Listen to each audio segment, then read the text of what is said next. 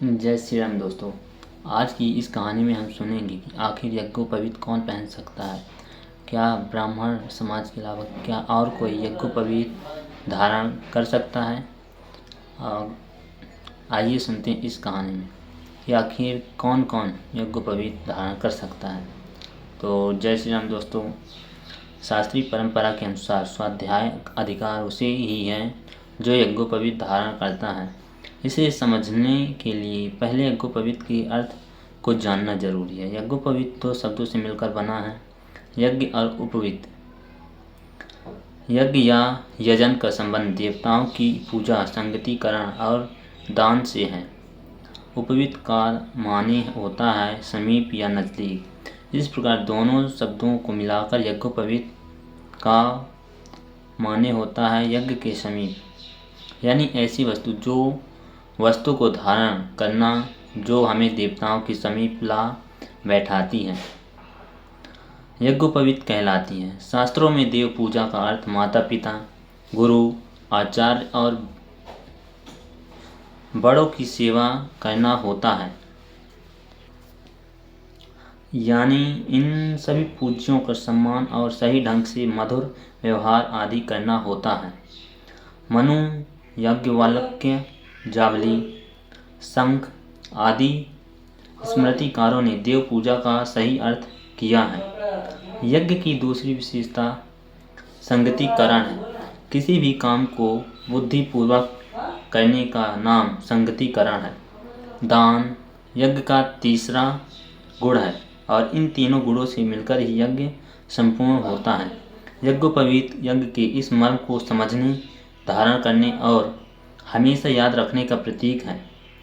यूँ प्रकट तौर पर 3 धागे और 9 सूत्रों से बने यज्ञोपवीत में और भी कई विशेष बातें संकेत के रूप में होती हैं, लेकिन मूल संदेश यज्ञ, दान और संगतिकरण को धारण करना होता है। यज्ञोपवीत के संबंध में पहली महत्वपूर्ण बात यह है कि इसके धारण का विधान कर्म संगत है, न कि जातिगत। कुछ वर्णाश्रम धर्म को लेकर इन दिनों कई मतांतर प्रचलित हैं।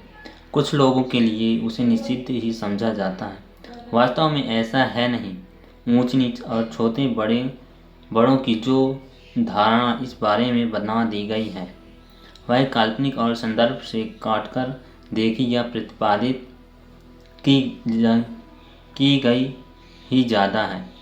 गुण, कर्म और स्वभाव के अनुसार व्यक्ति की जिस दिशा में प्रवृत्ति हो उसमें निष्ठा और ईमानदारी से लगना ही वर्णाश्रम व्यवस्था का मर्म है। यज्ञोपवीत और उससे जुड़े कर्म वैदिक या भारतीय परंपरा को उजागर करते हैं एवं उनके प्रति सही दृष्टि भी विकसित करते हैं। जो व्यक्ति धर्म, मर्यादा और सही वैदिक परंपरा का पालन कर सके या उसके लिए कटिबद्ध हो, वह किसी भी जातिगत या वर्ण का हो, यज्ञोपवीत धारण करने का अधिकारी होता है।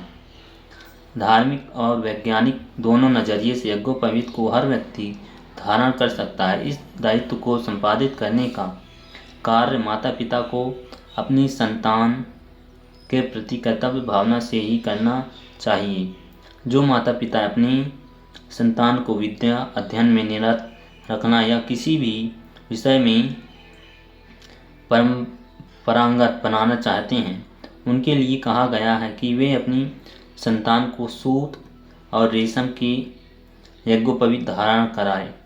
अगर संतान में शौर्य और वीरता का विकास देखना चाहते हैं तो उसके लिए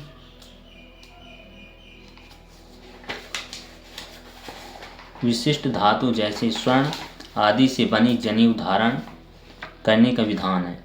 व्यापार व्यवसाय में लगने वालों के लिए रजत वर्ण और अथवा सूत से बनी जनेऊ तथा सेवा कार्यों में लगने के लिए यथे इच्छा धातु या सूत से बनी जनेऊ पहननी। यज्ञोपवीत के साथ यह नियम भी जुड़ा है कि जो कोई भी इसे धारण करे वह नियमित रूप से शास्त्रों का अध्ययन करना व उपासना करना, अग्निहोत्र आदि कार्यों को करता रहे। विभिन्न वर्गों और व्यवसाय से जुड़े लोगों के लिए यज्ञोपवीत संस्कार कराने का अलग अलग समय है। अगर समय नहीं हो पाए तो उसे सामूहिक या आयोजनों, यज्ञ आदि के अवसर पर किया जा सकता है। इस संस्कार के बाद व्यक्ति को वेद शास्त्र की विविध अध्ययन का अधिकार मिल जाता है। अधिकार का अर्थ है वैदिक परंपरा की मूल धारा से जुड़ने और अपने संस्कारों को उनकी अनुरूप ढालने की सुविधा। यज्ञोपवीत के 3 सूत्र